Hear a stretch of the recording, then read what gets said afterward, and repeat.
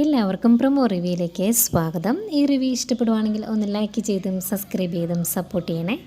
അപ്പോൾ വർഷയ്ക്ക് പെയിൻ തുടങ്ങിയ വർഷയെ ഹോസ്പിറ്റലിലേക്ക് കൊണ്ടുപോയിട്ടുണ്ട്. അതുകൊണ്ട് എല്ലാവരും ഹോസ്പിറ്റലാണ്. അവിടേക്ക് നമ്മുടെ വേദയും വരുന്നുണ്ട്. അവിടെ വെച്ച് ശ്രീകുമാറിനെ കണ്ടു കഴിയുമ്പം വേദ ശ്രീകുമാറിനോട് പറയുന്നുണ്ട്, ഇനി ഞാൻ എൻ്റെ ജീവിതത്തിലേക്ക് കടന്നു വരികയും എന്തെങ്കിലും ചെയ്യുകയും ചെയ്തിട്ടുണ്ടെങ്കിൽ ഞാൻ നേരിടുന്നത് കോടതിയിൽ വെച്ചായിരിക്കും. അവിടെ വിചാരണ ചെയ്യാൻ വേണ്ടി മുന്നിൽ നിൽക്കുന്നത് ഞാനായിരിക്കും. അത് അച്ഛൻ്റെ കോടതിയാണെങ്കിൽ പോലും എന്നൊക്കെ പറഞ്ഞ് നല്ല മാസ്സായിട്ട് പറഞ്ഞിട്ട് ഇങ്ങനെ തിരിഞ്ഞു പോരുന്ന വേദയെ കാണാൻ നല്ല ഭംഗിയാണ്. ഒന്ന് പതറിപ്പോകുന്നുണ്ട് ശ്രീകുമാർ.